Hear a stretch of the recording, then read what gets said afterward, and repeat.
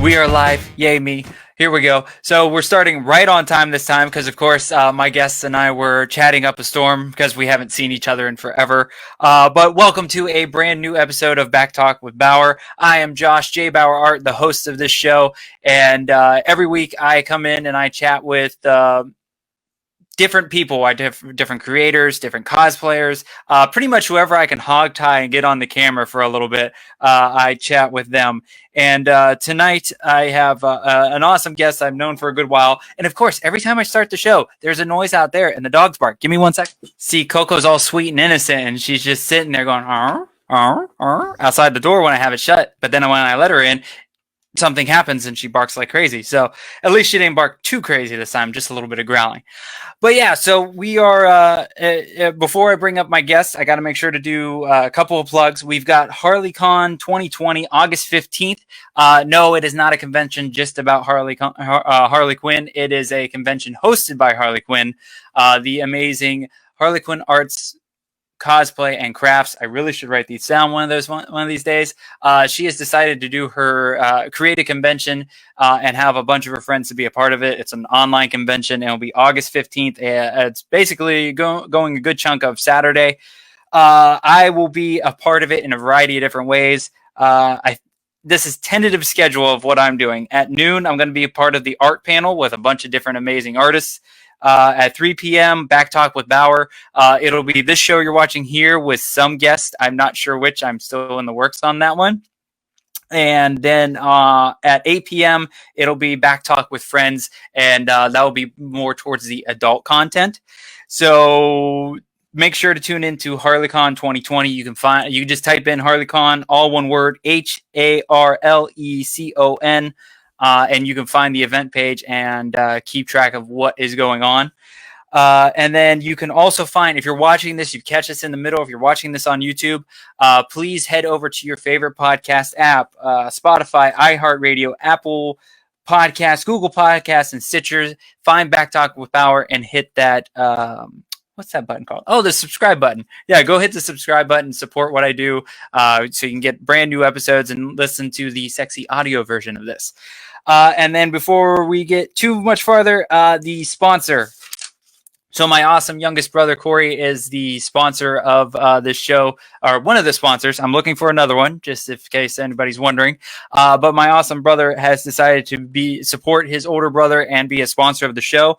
And he doesn't really have anything to plug for himself. He doesn't have he does his own thing. So we decided, excuse me, it would be an awesome way to use his sponsorship by plugging a different charity every month. And for the month of July, we are talking about the American Humane. You can go to AmericanHumane.org to find out all about them, but they're committed to ensuring the safety, welfare, and well-being of animals. They've been around for over 100 years. Rescue shelter, protection, and security. No, they actually created the No Animals Were Harmed program for movies. Like if you see that in No Animals Were Harmed in the making of this blah, blah, blah. They did that. There's also farm and conservation, animal welfare certificates, rapid rescue. Oh, this is too many R's in one thing. Rapid response rescue and care across the country. And there's a ton of ways to donate. You could do a one-time gift. You could do a yearly gift. You could do it in memorial for somebody, in honor for somebody, either like a pet that's passed away or a family member, or, you know, maybe even put it that you found them through Back Talk with Bauer. So you can head over to AmericanHumane.org. There's a big donate button, or you can hit the little donate tab and it shows you all the amazing things. And yeah, so a big shout out to my brother Corey for all that. And let me make sure I'm saying hi to everybody real quick. What's up, Kyle Nunez, Ryan Permison from Nerd Culture. We've got Alfred. Thank you for popping in. Sage is here. That's weird. She's here, but there and there and here. So yeah. All right, let's get to the actual show. So the people that I'm about to bring onto the show are, I have known them for a good few years now. We'll have to chat with how many years now, because it feels like forever. But I know it hasn't been as long as I think it has. They're actually, if you're watching this on YouTube, they're the people that created this YouTube channel, the Hangin With Web Show YouTube channel, or the HWWS Web TV YouTube channel. They are good friends of mine, and they are known as Hanging With Web Show, and it is GW and Sage. Let's see if I did it right. Yay! Hi, guys! Uh-oh. There's no sound. 1 second. We're working on sound. There's buttons and knobs and turny things. Oh, wait. No, I have you muted. How about the... there we go. There we go. Hi, everybody. Hello. Josh's Look. A minute, we were going to do mime. But there we go. Then we realized neither one of us knew mime. So... You're nailing it, Sage. You're nailing it. Yeah, see, she's killing it there. Whatever. Hi, everybody. Hi, Kyle and Ryan and Lisa. And Alfred. Lisa's hello. here. Hi, Lisa. Yeah, hi, guys. How you doing, Josh? I'm good, man. How are you guys doing? Oh, if I got any better, it would be illegal. Well, much better now that you're... Oh, look, Dina's mysterious hand. The mysterious hand of Dina. That's right. Oh, man. Yeah, I mean, we're doing awesome. Good. HWWS Staying WebTV healthy. is growing and growing strong. Yeah, like we just, like Ryan just put in, we have a brand new group of people joined in with the YouTube channel, Nerd Culture. The producers over at Nerd Culture are going to be producing what looks like it's going to be kind of a trivia game show. Yes.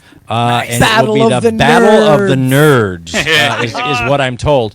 And so we're looking forward to that. It's going to be a weekly game show that features, nerd culture trivia, man, which would be awesome. And the producers over at Nerd Culture are bringing that to us, so we're excited about that. I should have logos and all that fun stuff real soon. Yes. So nice. So keep your eye out. So there's tons of stuff to talk to you about. I was actually going through and writing all the questions that I could think of before I hopped on with you guys. I didn't realize how many questions I'd have, because sometimes some guests are like, I have a few questions and we kind of just roll with it. Other ones I'm like, wow, that's a lot of questions. So the first thing I want to ask is, how long has Hanging With Web Show been going on?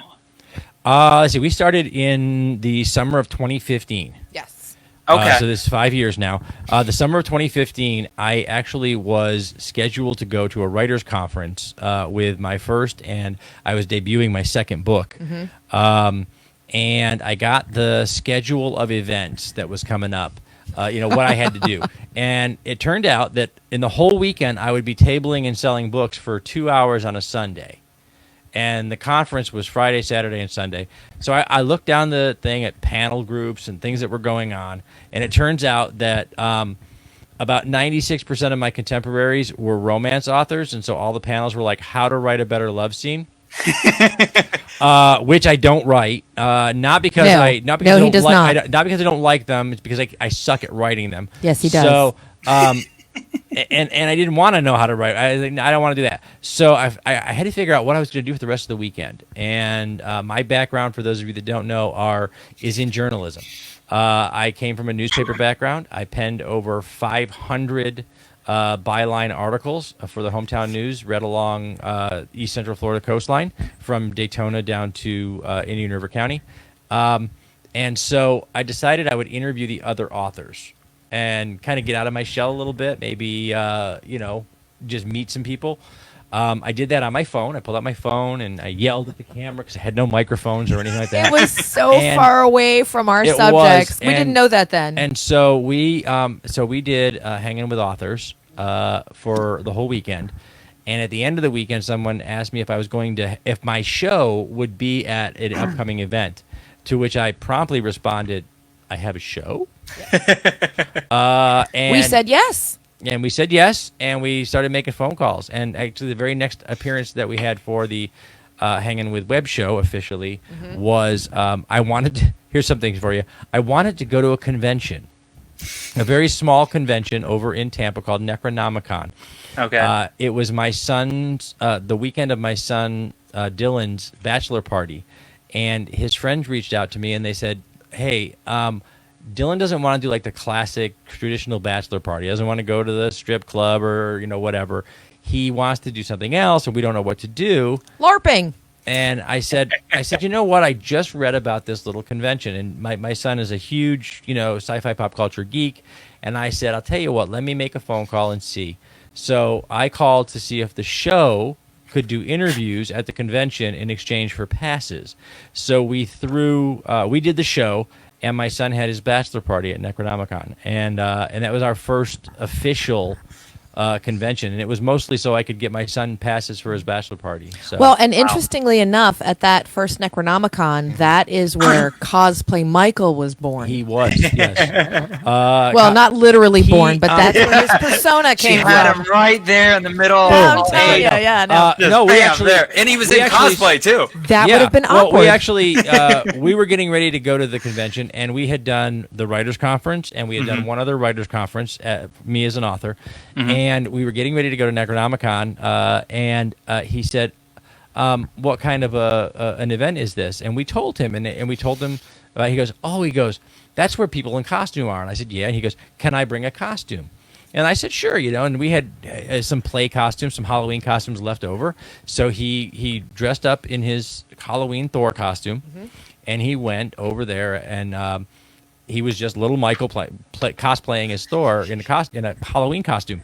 And he was just 4. Oh, he was just 4 years old. He met a gentleman over at Necronomicon named Josh Barber, and Josh Barber is a really top-notch Central Florida cosplayer. He makes all his own stuff, and he was in a Loki costume, and it was gorgeous. It was right out of a movie, only 365 degrees. It was beautiful, and he played with Michael, in the middle of the convention hall. He was They were battling, Thor and Loki battling in the middle of the convention hall, and it was this 4-year-old was in hog heaven. He was never had so much fun, and he memorized because he had memorized lines. He had memorized lines from the movie. So he was just kind of spewing them out, and then Josh was playing back to him, and then on Saturday, some guy came up to the booth where we were doing interviews, and he said, "Are you guys Thor's parents?" And I thought, "Oh crap." What did he do? Oh boy! And I was like, "Yes." And they're like, "Loki's in a photo shoot right now, and he would love it if he could have Thor to come in and be in the photo shoot with him." He said, "What?" So we dressed Michael up, and he went in, and he was part of the photo shoot, and Cosplay Michael was born because while he was in there waiting, for the photographer to set the shots and everything, he was talking to the adult cosplayers, and they were telling him how they do what they do, why they do it, and everything else. When he came out of that room, I was in trouble. It was done because he was Cosplay Michael. He was Cosplay Michael. He was an addict. And, and so so that's how we got started. That's 5 years ago now. Man, so where did the name Hanging With Web Show come from? I stole it. That's actually a truer statement than you know. It is a truer statement than you know. Not surprised. So here's what happened was these were the days. These 2015. It doesn't seem like that long ago now, but it really, technology-wise, it was a long time ago. So these are the days before Facebook Live. YouTube was just doing a handful of live things, but not very much. Most of YouTube is what is referred to online as curated content. So there were live streaming apps, though, third party. So many of you guys remember apps like Periscope or a lot of these live streaming apps. And their whole thing was to live stream your life. Well, there was an app that was called Hang With. Okay. The app was a live stream your life kind of app. We found out about it because we were following at that time. I was following the progress of the GoFundMe project for the Con Man. Talk about the Ultimate Indie Project. Yeah, the Ultimate Indie Project. Con Man. You were not. He actually. I asked the tough questions, that's Terry. what it does. Tough ones, yeah. So anyway, we were following Con Man, Alan Tudyk and Nathan Fillion's independent project. And as an independent author myself, and then building an independent show, I was very interested in seeing how mainstream indie creation was getting. And Alan Tudyk and Nathan Fillion, two very well-established science fiction and professional Hollywood people, were doing an indie project called Con Man. And we were following their progress on GoFundMe, Indiegogo or GoFundMe, somewhere like that, and crowdfunding. And they were making a Google ton of money. It was just absolutely unreasonable. But they were also sharing their progress on this app, Hang With. And so when I went to do the interviews at that first writers conference, I used that app to live stream the interviews on Hang With. And so and I wanted to come up with a theme that fit in with the live streaming. So it was Hangin' With, and then I was doing authors, hanging with filmmakers, hanging with whoever. Okay. And so that's where we got the name from. And then not long after that, Hang With, I think, is still around.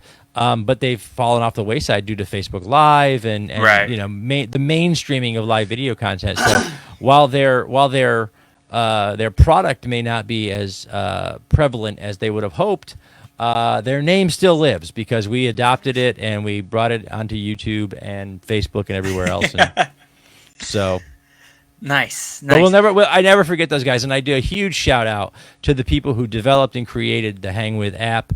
As well as Periscope and all of the other live streaming apps, because without those guys, we wouldn't be here right now on Facebook Live. Right. Because it's that competition and those companies that drove the need for this kind of media, for live streaming media. So I never want to forget those guys. We did steal the name, but with all the gratitude I could possibly muster, because this is why we live in the world we live in today. Oh, yeah. And I just have to give a big shout out to people that have been popping in. What's up, Thomas Rochester? Good to see you, sir. He says, I'm back, host. Welcome, Thomas. Welcome. That's right. Thor himself is back. Well, and that's something we will get into in a little bit, is the people that you're seeing in this Facebook Live feed, all the people commenting and everything, is a giant family that has come together circling around Hanging With Web Show. And this whole thing has become a giant, a cluster, a good cluster, but a cluster. But what is so you started off with doing the interviews, and like, what was the first idea going in that first year or so with the show? Well, I'll be honest. My very first goal when the show started, before it was a real show, when it was just me doing my thing, was self-promotion. I was an independent author. I was on my second book. I now have 6 books out. I was on my second book, and I wanted to promote my name. I wanted to promote what I was doing.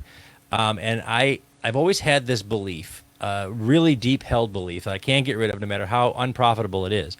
I've always had this belief that you get further helping someone else than you do just promoting yourself. Hence the fact that he's now a lord. Yes. So I always believed that, if you help other people, it comes back to you. And so the more I talked to independent artists and creators and authors, the more I found out that they really, when I was a little kid, really little, a wee lad. Old. When I was a wee lad, I used to like to watch the late shows. And one of the things I enjoyed about talk shows back then were that they introduced you to people that you'd never heard of before. When you watch Johnny Carson back in the 70s, he would introduce you to an actor who was up and coming in his first project, or a writer on his first book. And that's what they did. But over time, the ratings and the numbers dictated that they had to focus their attention, their 1-hour spot that they had, on people that would bring in those numbers. So established celebrities. Now that's great, but that means that all those people that they were covering before don't have anybody to cover them anymore. Right. So when I look back, I thought, my first thing was, like the world needs another Jimmy Kimmel or Jimmy Fallon or some other guy named Jimmy on a Friday night. Nobody needs another Jimmy. Right. Wait for it. There we go. All right. Now, nobody needs another Jimmy. But what we do need is we need a Johnny Carson. We need a Jack Parr. We need an Ed Sullivan, because these are the people who introduced us to some of our favorite stars today. Mm-hmm. And so I said about my mission earlier, that's what I want to be. If I can promote myself doing it, that's awesome. But really, I really want to share these other folks. So early on, the show just started. It was me spending a lot of my own money and my own time to drive all over the country and cover these events. And then over time, I am from a media background, so I came from the press, so I knew how to get press access to places. And, we started doing that. And then over time, we started selling advertising, and it became a business. But it really started out as just a passion project. I wanted to get my name out there, and I thought the best way to do that was to share other people's work, and hopefully maybe they would share mine. Nice. And that's really what you guys have been doing through the last so many years that I've known you is it's always building up each other and connecting and figuring out how we can all work together to get seen by everybody. And I think I met you guys. I believe Sage remembers. It was MegaCon, and was it 2016? Yes. Yep. Yes. So somehow I think you guys found me through the MegaCon website, right? Actually, No, I was out scoping yeah. the floor. So okay. the MegaCon 2016 was our very first MegaCon. Deconstructing Iron Man. That's what did it. That's what did it. Yeah, I remember that. Yes. So it was our very first MegaCon. We were able to get press access, but we were not able to get a spot on the floor. We had no place to do interviews. So we every morning of MegaCon, we would come in and we would take one of the little seating areas out in the hallway, and we'd kind of take over, and that's where we'd camp out for the day. Right.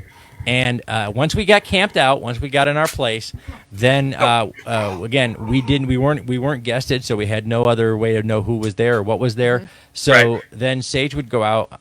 Sage and Dina would go out scouting all around MegaCon, aisle by aisle, and I'd say, find me an artist, find me an author, find me a film, find me somebody who's not surrounded by people who wants the chance to sit in the chair.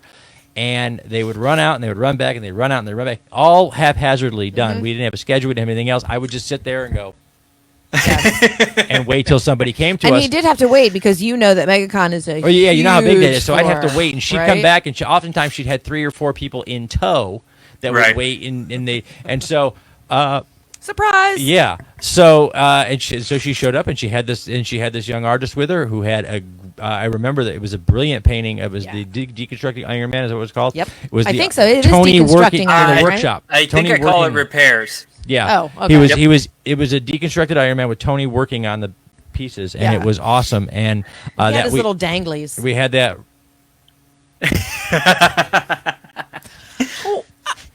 And on that, so I remember this. It was a good interview. We talked mostly, I think, at that time you had been taking your art and you were putting it on skateboards at the time, if I recall.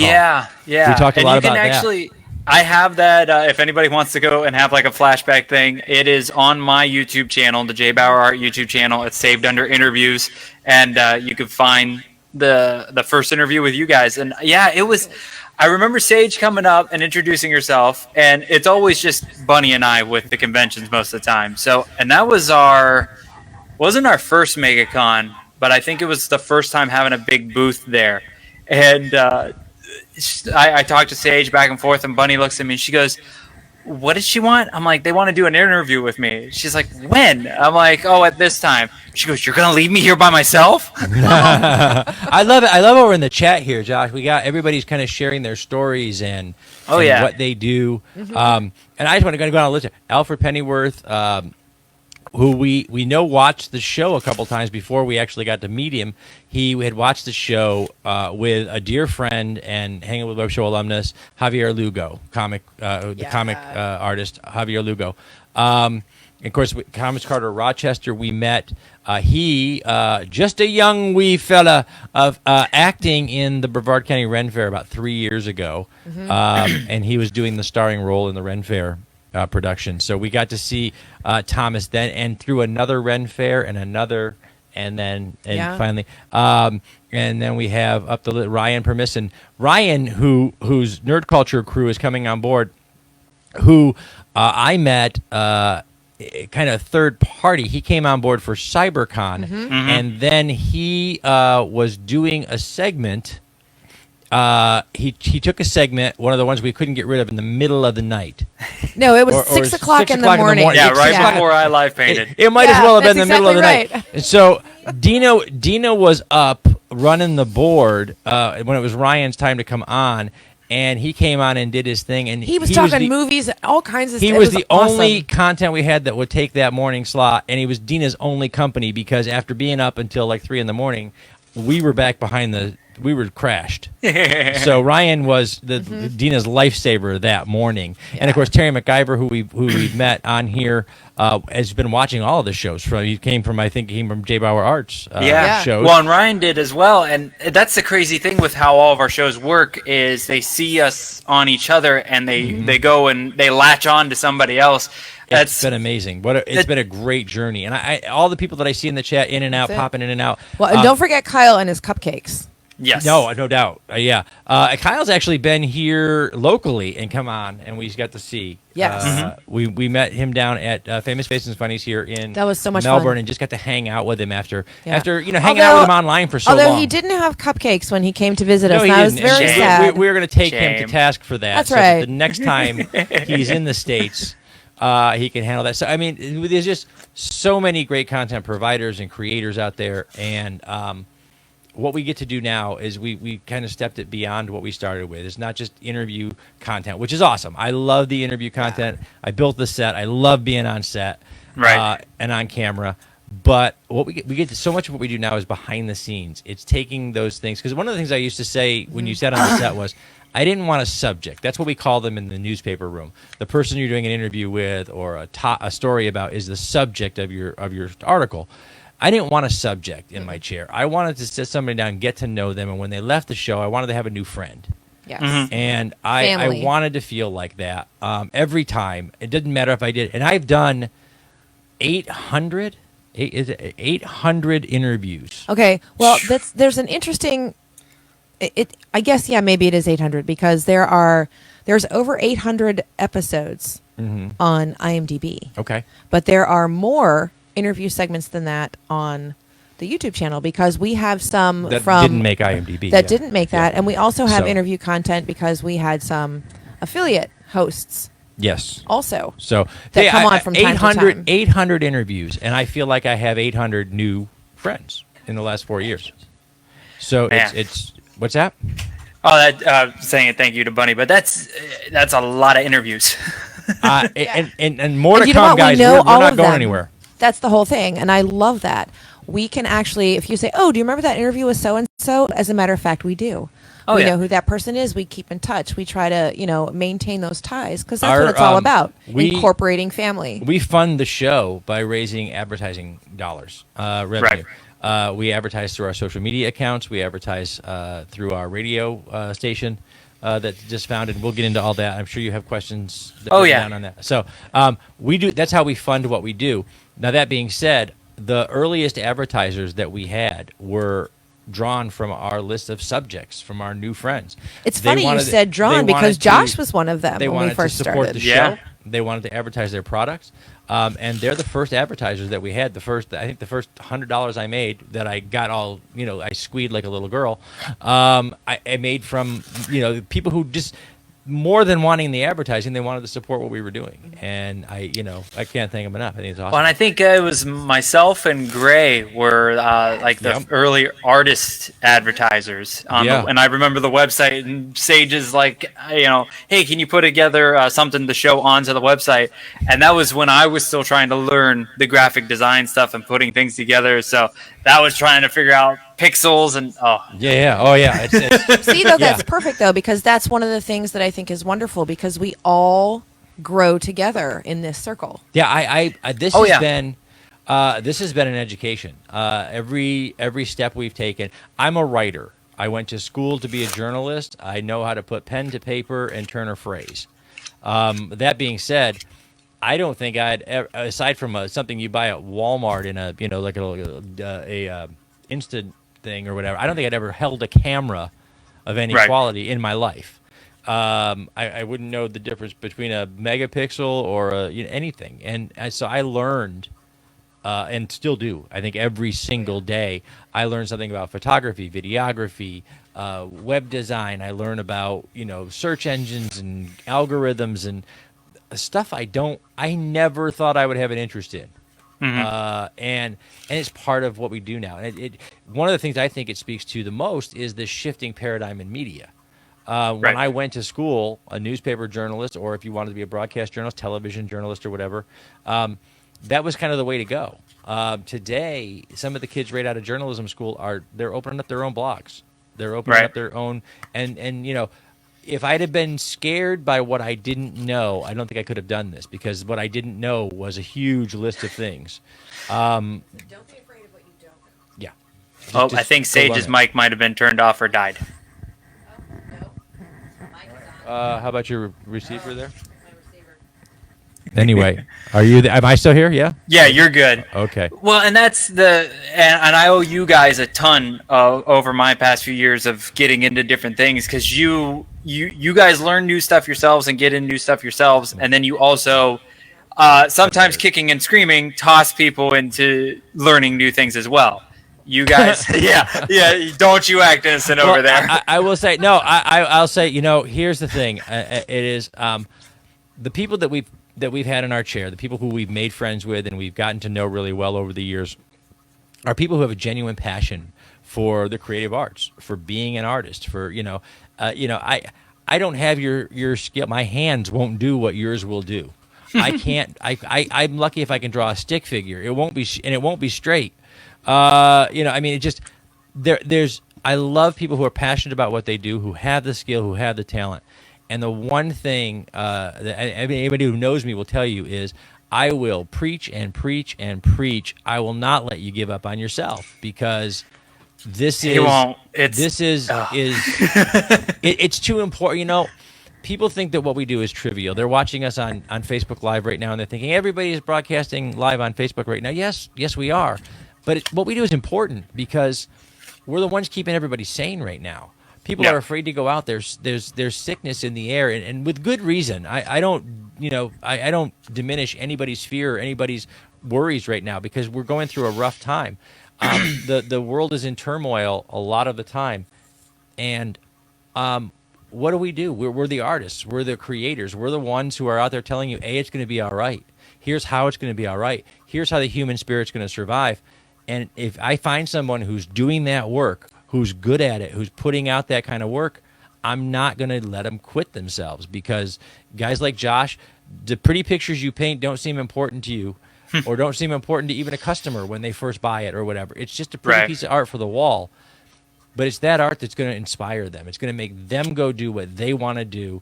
It's going to make them feel good in the morning. When they start to understand it, they know what scene you were painting, or they learn what you're talking about during the podcast, and they learn about the sub-themes and the context that goes into that.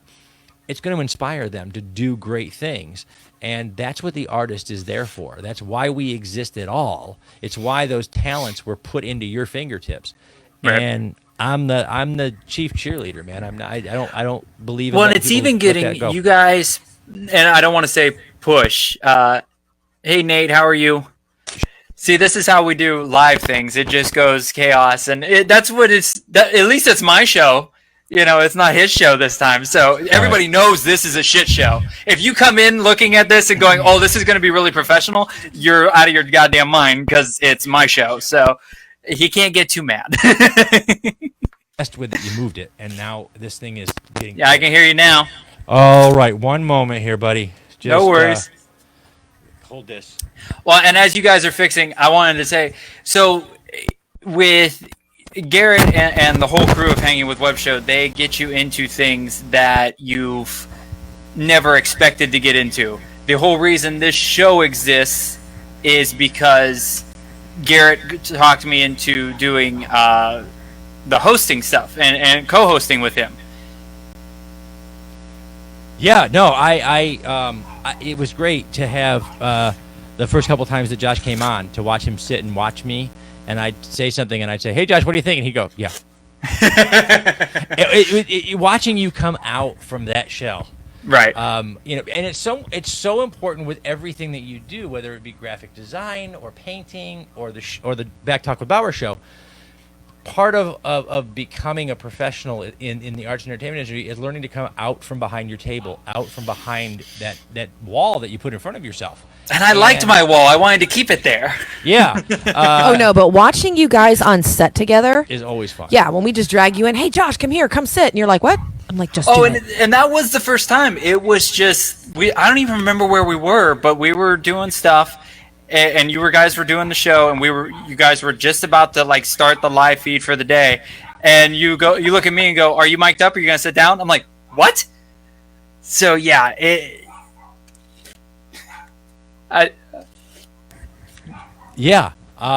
is. It's always a lot of fun to have Josh on camera and watch him come out of his shell, and now watching you do the show, man. I mean, it's great, and it was so great to add When we first added Josh to the YouTube lineup, it was because he was doing the live paintings and some Lego building, and he really didn't know what he wanted to do. Nah. What am I going to do? And I said, you got a little YouTube channel. Why don't you let us? We've got a little bit more of a YouTube channel. Let us distribute your stuff that you're doing. And he said, I don't know what I'm doing yet. and now every week there's a Back Talk with Bauer, guys. So we've watched it evolve right in front of us, and being a part of that from the beginning is more rewarding than I think anything else that I do. Is watching our creators become whatever it is they're going to be. Now, awesome. Speaking of when we first started working together to bring the YouTube stuff out, that was kind of where I think the stuff started evolving more for you guys, between picking up the YouTube channel more and opening it up as basically a television station for everybody, and then also adding stuff to your shows at conventions and creating our little super group that we've been doing. When did we start messing with that and doing that? It's hard because I think early on in the show, we were very blessed. We came into YouTube as a YouTube channel at the tail end of kind of the YouTube boom. Channels back then, gaming channels and comedy channels, and channels back then were growing exponentially just on their content, without advertising, without algorithms that pushed you out. They were just, people wanted more content ferociously. And we came in at the tail end of that. We didn't get the full brunt of it. We didn't become the next Markiplier or PewDiePie, but we did catch the tail end of it. So we went from, zero, literally creating a YouTube channel, to 100 subscribers in a few days, and 500 in a few weeks, and 1,000. And we got to about 1,000 or 1,200 YouTube subscribers really, really fast. And I started thinking there's got to be a way that because we knew it was drying up. We knew that it was changing, that it was in the future it was going to be more of a pay-to-play system where you had to advertise with Google and you had to do all these things and to trip the algorithm and get where you were going. And but I said, there's got to be a way to share this. And so my first incarnation of it in my head was I called it I don't even remember what I called it now. It was an online. I thought, well, you know what? Let's use YouTube the way YouTube designed YouTube. It's a broadcast, as a broadcast medium, and as a broadcast medium, it was it used to be broadcast yourself, and more than that, they named the pages on YouTube. They named them channels, like television channels, and I thought, well, a channel doesn't just have a show on it, which is what I'm putting out. A channel has multiple shows on it. You can watch, you could turn on NBC and watch a bunch of different shows. And we need to be able to do that. And at first I didn't know quite how to go about it. And then about a year ago, after tinkering it around in my head 3 or 4 different ways, and at the same time doing our show and being live on location. So one of the things that hit me was we need to build a network, a real network around what we're doing. And to do that, we need to get the attention of the people who invite us in. And to do that, we need more than just us. I'm a talk show host. I'm a journalist. I sit in a chair. I talk to people. Then they go away. I need more. So about a little over a year ago now. It feels longer than that. About a year and a half ago now. Actually, wow, it is longer than that because it was just before MegaCon. Or it was about 3 months before MegaCon 2019. Okay. Because the first place we were invited to a small convention called it was Fandom Kissimmee. It was a new convention being held by the city. Right. And I had an idea in my head that we needed to build a community space. So we had ourselves, our friends over at the Kitchen Killers, and Josh, and we put us all together. We gave us a place to paint, a place to sing, and a place for me to do interviews, and we started that way. And we did that show, and it was very successful, and the show loved it. The people that were there enjoyed it. It was a small thing, and it was our chance to experiment. How do we put this together? How do we put sets together, side by side or backwards or whatever? Always fun when they let you experiment. Yeah, then let us experiment. That was great. And then an unusual thing happened. A group of good friends of ours many of them had been a part of an organized group called the Florida Con Artists, organized by their organizer was Charles Watson. who's gone on to do some fantastic stuff all on his own. But the group itself, he was doing some business things. He was doing a lot of things in his own world, and he didn't have a lot of time to commit to the Florida con artists. So the con artists themselves as a group fell apart. And one of the things that the con artists provided when they went to conventions was they provided some performances. Sometimes photo ops with superheroes. Sometimes they did a Harry Potter sorting hat ceremony. And we knew most of the cast members. We knew most of the con artists. So we sat here and we called Josh and we called the Kitchen Killers and we called some other friends and said, hey, if we made the promise that we could do what they've been doing, would you guys be willing to do it? And everybody said yes. So we promised MegaCon that we would deliver Harry Potter sorting hat ceremony, that we get some people involved. And that really was the birth of kind of the super group on the road, was that we were filling a void that had been created because other groups fell apart.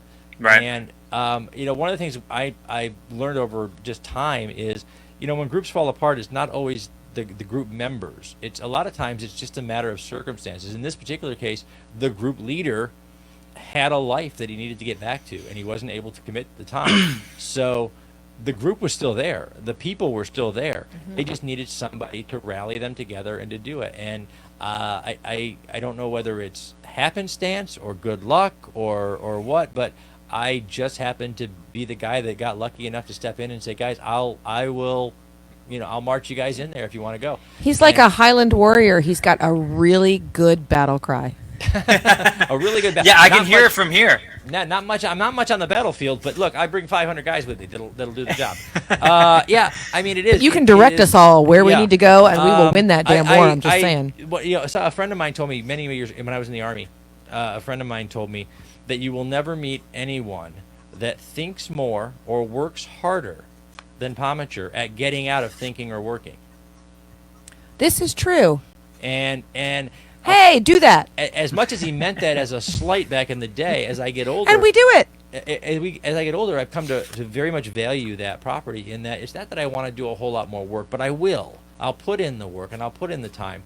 What I want to know is that I can count on people to put in the work and put in the time with me, and so I can create some of the most wild, bizarre, super group thing for MegaCon.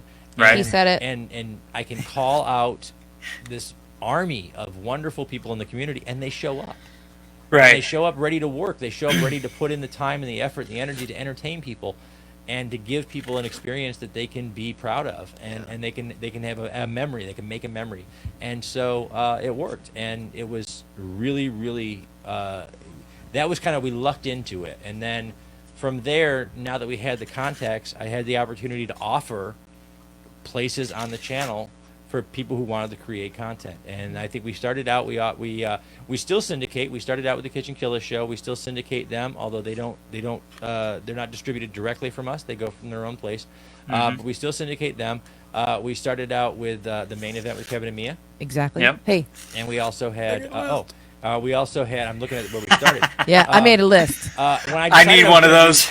Yeah, when I was started to do that, I said we started out with the Main Event with Kevin and Mia. Josh, you came on board and you were doing live painting at the time. You weren't doing back talk yet. Right.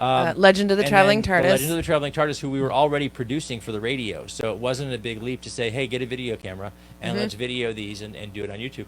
And then Saturday morning cartoons, we called Mark B. Lee, who has been a personality at conventions and in pop culture for 35 years. He's a Comic-Con staple. He knows everybody that you've ever wanted to meet. And he's probably hosted them on a panel or had a private conversation, or they've called his house and said, how's the dog? He knows everybody. We called him up and we said, Mark, would you, you're doing Saturday morning cartoons and some other really special content. Would you like to do that on our channel? He said, sure.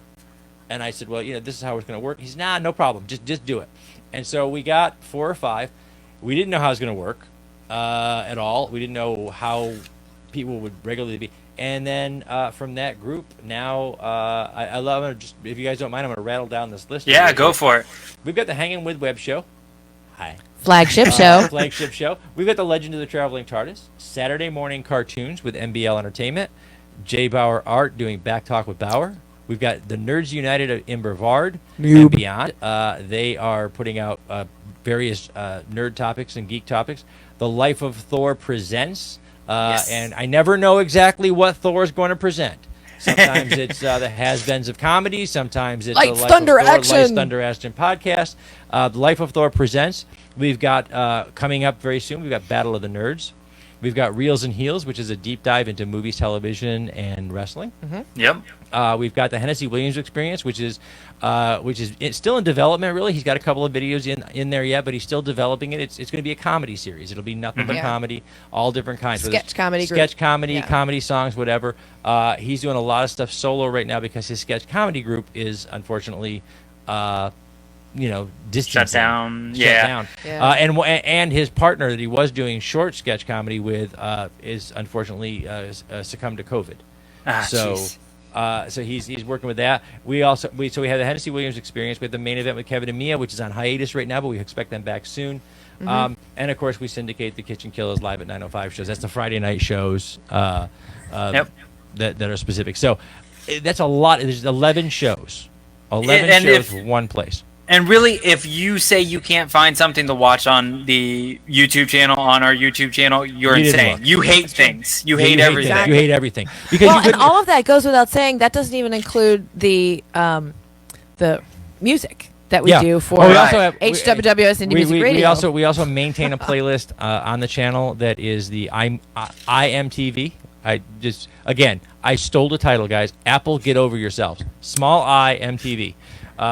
So it's the IMTV. We're friends. A whole bunch of our musicians that we play on the HWWS radio station have music videos and YouTube channels. So we've compiled them together in an IMTV playlist. So you can watch. Once again, we put the M back in MTV. Yeah. So now, if you watch MTV on cable right now, you're probably watching a reality show. If you want to see music videos, we've compiled them, all of our indie music videos, in one place on Indie HWWS Music Television. WebTV. That's right. So. Well, and now your indie music radio is on Alexa, correct? Yes. So we started a thing about 2 years ago, and it was called the Indie Music Spotlight. And we got the idea from the guys over at Kitchen Killers because I said, you know what, we need a place where we can highlight indie music. We don't get to do that a lot. So we set up the Indie Music Spotlight, which was a 1 hour show that would highlight independent musicians that we came across, that we met. And we kept meeting more and kept talking to more. And it was pretty soon I had a music library that was over 100 musicians, probably close to 1,000 songs.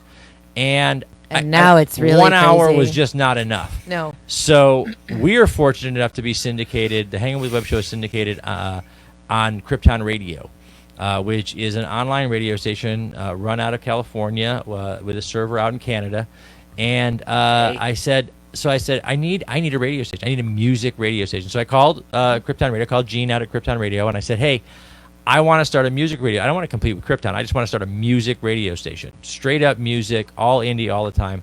And he walked me through it. He told me what I was going to need to do, and he helped us set up on the same server as Krypton Radio, the HWWS Indie Music Radio Station. 24 hours a day, 7 days a week, all indie all the time. And we have over 200 musicians now. Almost 2,000 songs in rotation. Every week, our listeners get to vote on a top 10 from songs they listen to. We only put from each musician we put 2 songs in rotation. So even though I might have 10 of your songs, I have 2 in rotation. And you never know what they are. You have to listen. You never know what they are. You have to listen. We don't tell anybody what they are. That you have to listen to the station. And then when you vote at the end of the week, the rule number 1 is the song that you vote for has to be in the current rotation.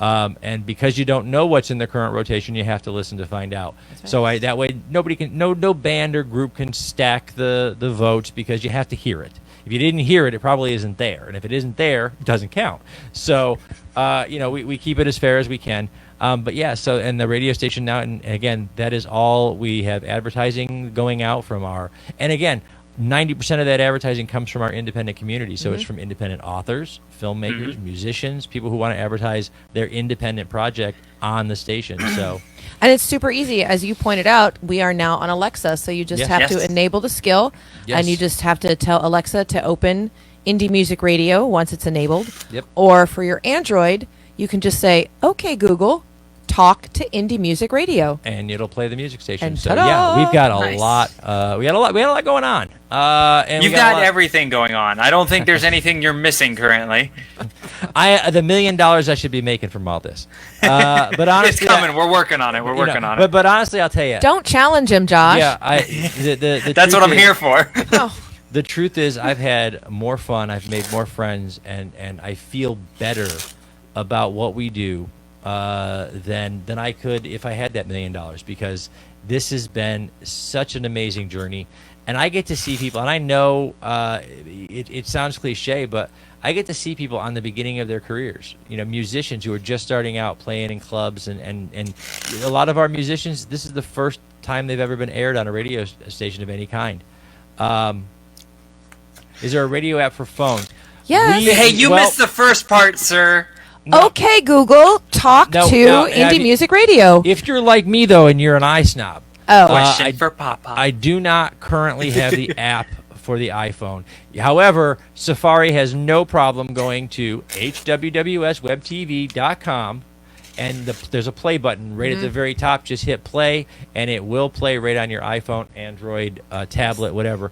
And while you're there, though, you can also see our website is a complete internet network website. So our website has a show page for every show that we listed earlier. There's a Back Talk with Bauer page. There's a there's not a Battle of the Nerds page yet. I haven't built it yet, but They just got on like today. like today. They just joined. It takes me a couple days. But It it'll was be like there. 3 hours ago. We're working Yeah. on it, people. So, but He's yeah, so slow. there are show God, get pages. your stuff together, there are, Papa. put that down. You're driving me crazy. Putting it up to your mouth. It doesn't do anything. oh, can you hear me? I can hear you. Okay. Look. You have a mixer. See what's registering, what's not. Okay, put that down, please. You're making me crazy with it. All right, so He was already crazy. So that being said, the website is fully functional. There is an actual IMTV show page where you can see. I think you see the top 10 of the week videos. You can also see all the show pages, and as well as posters and artwork, and you can pick a show that you want to watch or more. And it all funnels right through to YouTube. So we built a website that's entirely interactive, that is very, very phone friendly. So Thomas, very phone friendly. Very phone friendly. You can send it to your mom, Thomas. We did start an app. I didn't like the development team. The team was fine. I didn't like what the product it I was. didn't like their faces. Yeah, and so we're going to start from scratch with the actual app for I was wondering what happened to that thing. It wasn't as functional as I wanted it to be. Essentially, what they did was they laid a browser app. They laid my website inside of a browser app, and it was just the website. It's the same functionality you can get from the website, so it seemed redundant to me. So, and they did a great job with what they did, and particularly for what I was paying. So, but I have we have reached out to a couple of web developers for an actual app, because I want an Apple TV app too, and a Roku app, and an Amazon Fire Stick app, and I'm all about building the network where Hell people yeah. can watch it. I mean, that's what it's all about. I mean, I put more time, energy, and money, I think, into building the network now than I ever did the show, because it's not for me anymore. It Right. feels it's for a community, and it feels right to do it. So, I know I don't know if anybody I don't brag too much, but that's my day. My day is spent promoting the hell out of the network on whatever means. If I have to learn web design to design a website, I do. If I have to learn Don't to learn do something that. new, I do. That's what I do. I whatever I have to learn to push the edge of where we can reach, I do. One of the things I'm to tell everybody is every person, through the people that they know, if you ever kind of saw one of those pyramid charts, this guy tells 5 friends who's got 5 friends, etc. We all have what you call a sphere of influence based on ourselves, and the HWWS WebTV team has bumped up against the edge of our balloon, of the edge of that sphere of influence, so many times. We bumped up against it. We had about 1,200. I remember 1,200 because it's a friggin' nightmare number. Anything with a 12, I hate these days. At 1,200 YouTube subscribers, we stopped getting subscribers, like, altogether. Right. It just dried up. We would get 5, we would lose 10, we would get 15, we would lose 5. It stayed there, 1,200 forever. Mm-hmm. It felt like an eternity. And then we started doing new things and breaking out of that sphere, like one person at a time, and it grew. We also started hog tying people, so that helped. Yeah. So I mean, and then so a year and a half later, that we were at 12,000. Which, by the way, I still hate 12 because I'm stuck at 12,000. We bump up against the edge of that balloon, see, and the more people we can add to our community, and the more people we can help, the further past that edge we can go. And we all, I'm famous for saying, look, and to all the artists out there and all the people out there who they spend a lot of time and they wonder, I self promote. That's part of the problem sometimes. I believe that we should promote ourselves. I promote HWWS WebTV and the Hangin With Web Show often, loudly, as much as I can. But remember, you can spend a lot of time on the side, in the harbor, at the pier, with a jack under your boat, just trying to lift it up. Mm-hmm. Or you can be a part of the storm that lifts everybody else's boat. Yep. That's what I want to be. Just a small boat, one raindrop in the storm. Well, and that's it. Really does. That really does happen because I've been doing this for 7 years now, and for a good 4 or 5 of those, I was banging my head against the wall trying to get out there more and do different things and sell the artwork, and it was all just me trying to promote me. And then I got in with you guys, and we started doing live painting things, and we worked with different people. And I started being a co-host with stuff, and we're out at freaking Sci-Fi Bartow, and I'm co-hosting on stage, which I never thought I'd do. And it's branched out more and more, and I've gotten different things and different opportunities because of working with so many different people. It definitely does help. So if you guys are sitting here watching this and you like what Hangin With Web Show is doing, and you do anything, it can be comedy, it can be artwork, it can be music, whatever. If you do something that could slightly entertain somebody, reach out to Hangin With Web Show and see how you can be a part of it. Ryan and Nerd Culture just did it. They're a part of the family now, and I'm sure we're going to be adding more and more throughout the time to grow this even bigger. We are. And keep sucking people in. I keep looking for. I keep looking for new ways to do things. With 10 shows currently being distributed, the front page of YouTube is literally spoken for. Everybody's got their own. I wanted everybody on the front page. It was sort of my thing.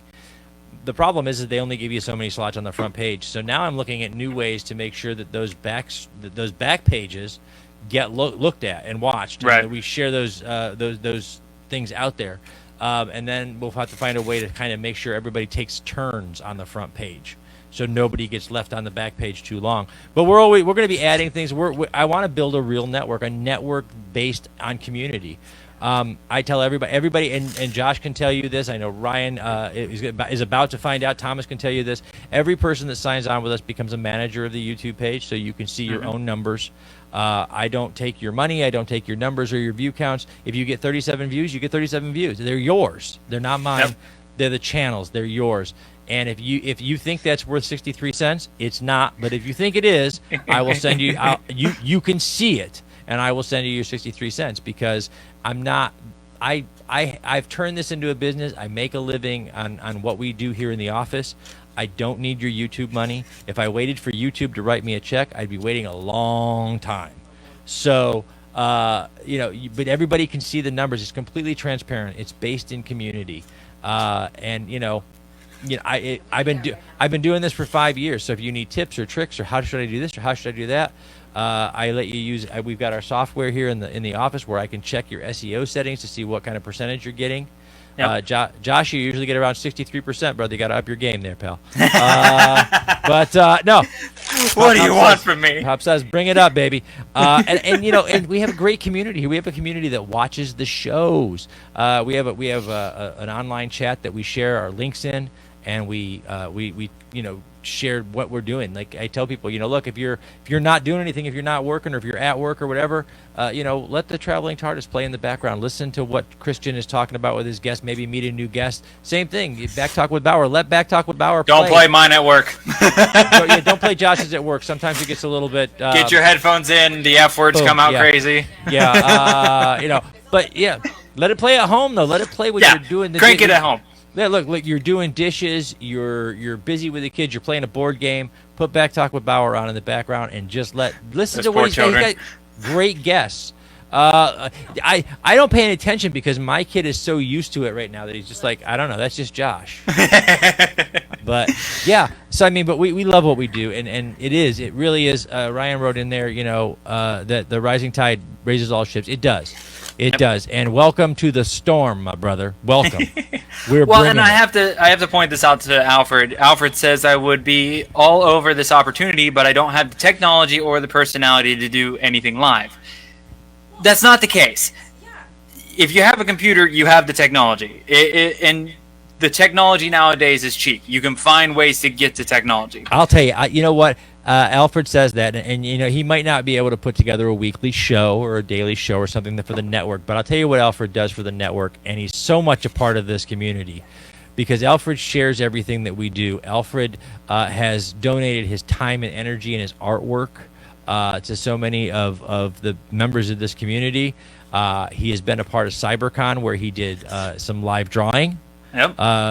You don't have to point the camera at you. Josh will tell you he's pointed the camera at canvases for many years. It's been everywhere until now. It's been everywhere, yeah. So ceiling everything. So that kind of thing, a huge shout out to non-broadcast partners that we have, and I hope I say thank you enough. I probably don't, but you know what?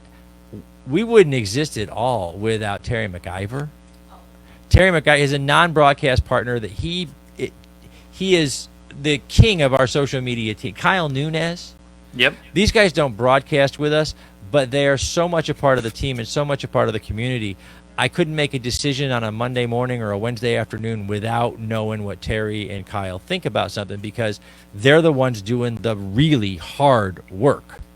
And not sleeping. Jen Hogan, Terry McIver, Kyle Nunez, Lisa Baker, so many of there's so many names I can't even remember them all. They're all on the social media thread. They're social media warriors.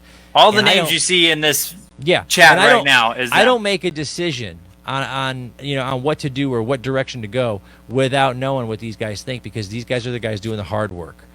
Standing here with a microphone, guys, this is the easiest thing I do all day long. What you guys do, hats off, man. Absolutely. Well, that's the same thing with somebody that's not on the camera now is Dina. Dina is amazing. She's pushed all the buttons, does all the chords. If we're out somewhere, like even when I did my first live painting with you guys on stage at Sci-Fi Bartow, and I wanted to throw up. And Dina was there just chatting with me, going, "You'll be fine. You'll do great." Dina is, another MVP of the crew. Oh God, without Dina, we couldn't get up in the morning. We wouldn't be here. Dina does tech work behind. Dina's not trained. She's not an audio engineer or a video engineer. She's taught herself how to do this stuff. She loads the radio. She loads the top 10 list every week. Dina. The mysterious Dina hand. There we go. Yes, I mean, she does so much behind the scenes. She is responsible for getting out the word on every advertiser that we have. She does that daily. Dina's the only one in the household that still has a day job, and she goes there, and then in her lunch break, she does her after day job. So she's just always working on it. So so much. It's not about me or what you see on camera, guys. So much gets done by so many people that every morning I wake up and I'm thankful for the people who've come into our life. This is amazing, and Ryan has got to meet everybody, and I know that he's been introducing the Nerd Culture crew to the whole team here. Gotta do it slowly. We'll scare them. It's a whole interesting family here. Yeah, so. Take it slow. I think earlier in the chat you said Lord GW for president. Yeah, no. No.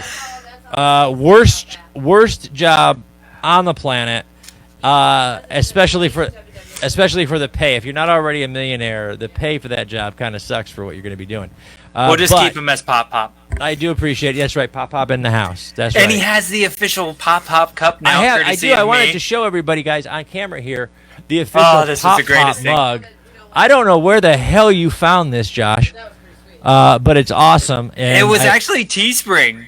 Really? I use it all. I've used it every day since you gave it to me. So it's I really must use the hashtag enough, or it's caught it enough that it was right around Father's Day. It popped up, and it was on a shirt first. And okay. I don't see you on like with regular shirts enough. I don't. Yeah. So I'm like flipping through. I'm like, I have to get this because it just says Pop Pop in giant letters. That's awesome. And I'm like, and then at the very end, it was the mug. I'm like, yes. Yeah. Well, if you guys watch me long enough, you know I always have a cup of coffee on set with me. And so it was the ultimate gift. It was really wonderful, and that was so much fun earning that nickname. It was. You know what? I tell people all the time. You know, the wonderful thing about being in the media is that I get to hang out with amazing people, but 90% of them are younger than I am. I got a late bloomer, I guess you could call me. I got a very late start in this game, and so I have no pride of this. I am very proud of it. I am 50 years old, and most of my friends that I know through the show are in their late 20s, mid 30s, late 30s. Yep. And a handful in their 40s, and there are actually some that are older than me. Mark Beasley. Anyway, so yeah. Shots fired. Yeah. So anyway, but I tend to be kind of one of the older guys in the room when we all get together, and so I'm very proud of that fact, and I hope I bring a certain amount of experience, if not wisdom, to the conversation. However, it was in pure fun that I managed to earn the nickname Pop Pop because I'm always picking on these guys. And Josh did a version of Backtalk. Actually, he did a super podcast show during CyberCon. And it was so great because it was one of the first things we did together, like professionally, that he was like working under the HWWS umbrella. And in the middle of the show, he said, I want to do this, but I'm really not sure. He'll kill me. And then, he could be watching. So he said to somebody, I got to watch out. Pop Pop is watching. And I heard that, and I couldn't help myself. I went behind camera, and if you guys get a chance to see this, go on over to it's now the Hangin With Web Show page. Check out the CyberCon series, and you can check out any one of the episodes. And you can see he made that comment. It took me about 15 minutes to get dressed while he was still picking on me. And I went back and I dressed in my cardigan sweater, my glasses on, and my cane, and I came out to show him that Pop Pop is always watching. And I interrupted his broadcast to do it. And then, I did that later. Later, he said we could do this, but I don't know if we can still do this. And it was going to get really racy.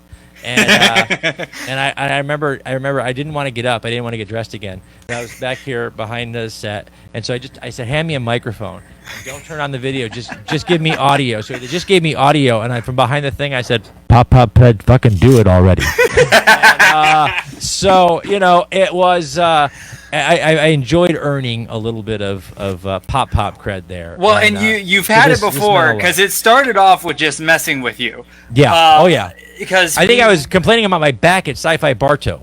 Yeah, it was Sci-Fi Bartow, and it was the first time I was with you guys that I could remember, and especially at Sci-Fi Bartow, being there for all the setup and everything, because I was actually fully working with you guys. I didn't have my own tent or anything. I was just with you guys, and we're going back and forth, and he's telling people what to do, and he gets a little crotchety when we're getting stuff together, and I like to keep him on a certain level. So that was the politest way anyone's ever said that. That was really good. I was trying to be slightly nice. I can be nice once in a blue moon. That was my quota for the month, though. But yeah, it was really just I was just messing with him because he was going off here and there. I'm like, calm down, Pop Pop. I don't need you throwing out a hip or something. Well, so it kind of stuck with that. And for those of you guys that don't know, again, the show started with my phone and me yelling across the room and the girls holding the phone. Later on came cameras and microphones and mixers and all these great things. But one of the things that has become a real point of pride for us is the traveling set that we travel with. It is fully modular. It can set up in a number of different ways, and I think Josh has probably seen it in every possible iteration. So. Little giant. Yeah, little and slightly falling off the stage. but it is, or being held up by a stage that's invisible because it's not really there. We had to do that. So, that one was interesting. We have put together just a great traveling package. So when we set up, whether it's on the floor of a convention or on the stage at an event, we set up what I think is a very professional looking and feeling set. Oh, yeah. And we're really, really super proud of that. And we're super proud of its sister set right here. Yes. That we're really super proud of, because this came out of COVID boredom. And the fact that I was tired of looking at I'm an old-fashioned guy, and I'm way more old-fashioned than my age would indicate. In that, one of the things I enjoy on my bed are what you call bed clothes. I have curtains around my bed because I like that. It's like Scrooge. I don't know. It's a thing. I like it. I picture the hat. But I was really, really tired. I was really, really tired of looking at my bed clothes on camera. Mm-hmm. So I said, no, my office is way over here. My bedroom is way back there. I need to put a wall in, and I wanted to match the set. So we built this wall, and then I thought, well, I watch TV at night, and right now I'm watching all of you guys on my TV, which is way on the other side of the office. So I had to have a way to get to it. So we created, this is wonderful. Yeah, let's do that. Ready? Go. Yes. Okay, so we created a wall that opens up so that at nighttime I can converge the two rooms. In the meantime, we had a Josh Bauer painting on the wall, but every time I wanted to open the wall, I had to take the Josh Bauer painting down. So Josh was kind enough to do the show logo, split down the middle so that we can open it and close it. This is mounted. This painting is mounted to this wall, which means that this wall goes everywhere with me from now on. Nice. But yeah, so it is. We were really proud of our set, and that we provided a space that is uniform. What you see here on camera, you also see when we're out and about on camera, with the exception that we haven't started signing this wall yet. Oh, so, gotcha. Yeah, when I can put this in another room that's not my bedroom, we're going to think about bringing more people into the studio, and doing more in-studio interviews. And when that happens, they can sign the wall. But right now, no. Not so much. Well, and so to go back to the pop-up thing, we actually were doing the first episode of Back Talk with Friends, which the super show turned into like my sister show, the Back Talk with Friends. And we were actually commenting because I had all the original people from the CyberCon show do that one because I knew we could put on a good show.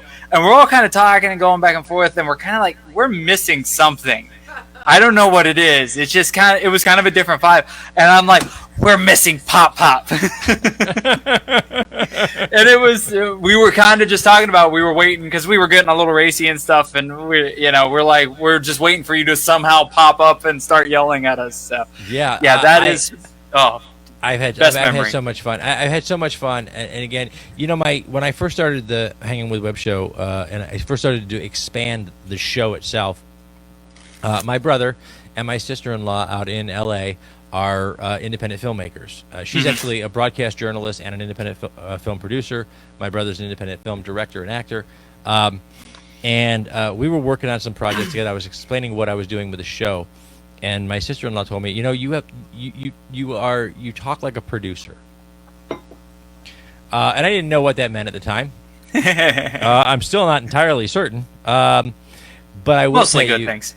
Yeah, mostly good things, because I have had probably as much fun producing and distributing now with so many other shows than I do doing our own show, because it is it's such an amazing privilege to get to see other people's artistic process and how they work and what they do. And I'm always honing our own with the show. I'm always creating a new set or new lighting idea. Coming up with new equipment or what I want it to look like, in case we're on stage or if we're in in the alley, in a convention, whatever. And just in an alley. Yeah, or just in an alley. That's not that far-fetched. It could happen. We might get desperate when wanting something to do. This thing goes on too much longer, it might happen. But yeah, it's so much fun to watch other people's creative process and to be a part of that, and to throw out ideas and to provide what little limited guidance that I can. Is amazing to me, and so it's what an amazing journey to be on. if I had to pick something else to do in my years, this can I flip her off on your show? Yeah, go for it. I was gonna anyway. I just figured I'd ask first. Flipping off is encouraged here. Yeah. Oh, we're still True. live. I do. I love what we do, and it's been an amazing journey. So. Someone wanted to say hi real quick. Whoa! Look at that! The monster herself. Hello. They say hi. Yes. And they miss you. And that's what I'm talking about. We're one big family. That is my mom, the monster, and we haven't seen these guys in months, and it sucks. It has been. Yeah, it's been way too long. And typically, typically speaking, we were able to get together. Even if we didn't get to see each other often, we were able to get together 3-4 times a year, about every couple of months, just to check in, see how people are doing, see each other at shows, or if we scheduled a show we could do together or whatever. This really, I mean, our community is super strong. It's super wonderful, but it also, this has been a test for our community because we haven't got to see each other in person in a while. But you know what? We've done some amazing things together. Look at the people in this chat room right now, and I think back. Josh said to me, "We need to just do." When they canceled MegaCon last spring, Josh said we need to do something, and I didn't realize what he was saying. But when he said "we," I thought he meant all 8 billion people, on the planet together needed to do something. So I set about the business of making that happen. and the people who came out of the woodwork, though, Thomas Carter Rochester and Kyle Nunez and Terry McIver and Alfred Pennyworth and Happy Hour with Johnny and Deuce. It's all fine and dandy. It's all fine. Yeah. I mean, it was amazing to watch this community come together, and they said, what are we doing? And I said 56 hours live the whole time. And nobody ran away. I mean, don't get me wrong. I tried. I know that they all probably laughed out loud and said the old man's lost his mind. Well, no, Phantasmagoria came in and said, "Hey, we've got fire." Yeah. And they threw knives at me off camera. It was bizarre. But yeah, when this community comes together, when any community comes together, but ours is so unique and so wonderful. There's nothing you can't accomplish. We did a 56-hour live broadcast. That I felt that even with the technological difficulties that you have, we were all streaming from our homes, from our home PCs. We don't have a huge studio somewhere. I'd like one someday. Anybody wants to, donate some cash. We don't have a huge studio somewhere. We don't have a satellite connection on the roof. We don't have a truck outside with a tower 80 feet tall. We were all streaming from our homes straight into your living rooms, and these guys did it in a professional way. They just locked it up, and it was mostly awesome. Professional. But I mean, except for the Super Show. It was. That's what our profit. Hey, dude, that's what our profession is. We are our show. Yeah, there you go. So, well, no, I was going with the podcast Super Show. We were not professional there. I don't know. I thought it was. I thought it was really, really well done. Everybody really brought their A games. You were racy, but you were professional. Yeah, and again, very true. And after hours, I mean, let's face it, you were racy, but I think the 1 o'clock in the morning hour was for the Corsets and Cuties burlesque show. Oh yeah, we didn't have those with us. We could have put Pizza Pies and Burger in a corset. It probably would have been all right. Try getting that image out of your head later. I can't unsee that now. You see what he did? Did you see how he did that?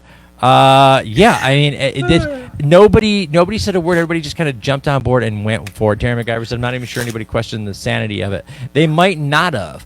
I still couldn't believe how quickly the time slots filled up. I was I was the guy that came up with the idea, and I come in and it's like, well, you could do 6 o'clock in the morning or 7 o'clock in the morning for live painting. I'm like, what the hell? Yeah, I remember. The first week when I called Josh Beck, I said, "Here's what I came up with. You said we needed to do something. Here's what I got," and he went, "Uh-huh." And I said, no, really, we can do this. He goes, yeah, okay, we can do this. I said, what pick your time slot. He said, just tell me where you need me to be, no problem. A week later, he said, where can I be on the time slot? I said, I got this one, and this one left. And he goes, what? I said, yeah, they're gone. It was a week went by, every time slot is gone.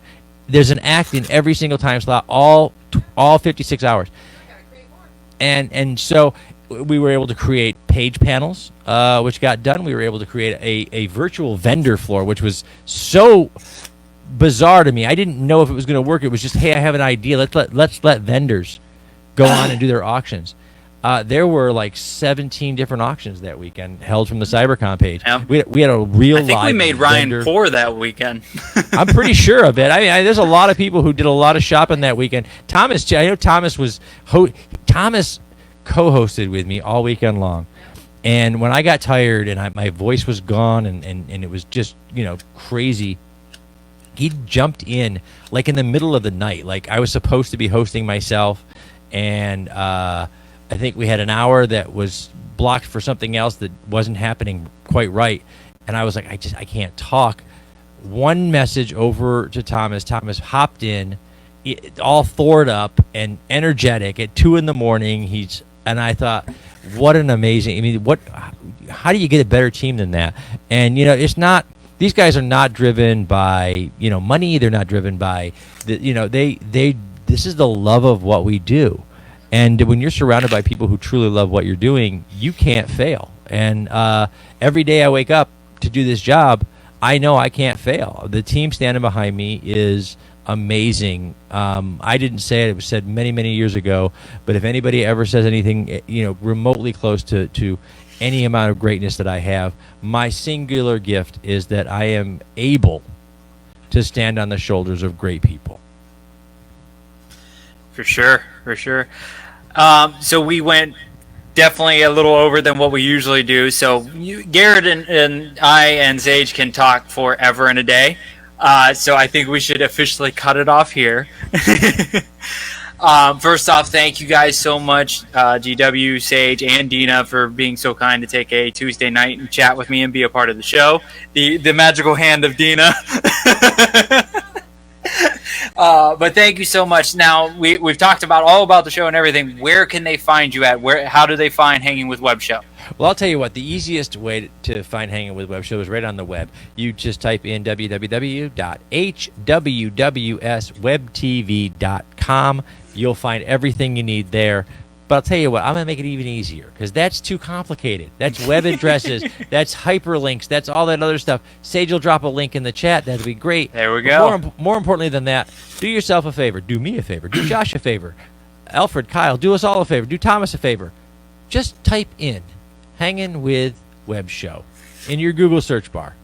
And then all of the places that come up on the first 17 pages, click every single link that comes up. Go there, spend 3 to 5 minutes, then you can leave and go back to your Google search. Hit the like buttons and shares. All the like buttons. There's a lot of like buttons. And likes, subscribes. Shares, subscribes. Hit all those buttons. We're building something special. HWWSWebTV.com. Go there, hang out. Definitely find that Tinder link. And that's how we end the show. So thanks, everybody. All right. Thank you guys so much. I greatly appreciate you hopping in. Thank you, everybody, for watching on Facebook Live. You guys rock and sticking on for the whole almost hour and a half. I greatly appreciate every single one of you. Please go and like the JBauerArt page. If you like the artwork on the wall, go over to JBauerArtShop.com to purchase it. Can't find what you're looking for? Message me on any social media. Yeah, all those paintings behind those guys, I painted myself as well. And if you need logo work or any of that stuff, please hit me up on any of the social medias of JBauerArt. And hit your favorite podcast app, type in Back Talk with Bauer, and hit the subscribe button so you can catch every new episode out. Other than that, we'll catch you guys next week. Later.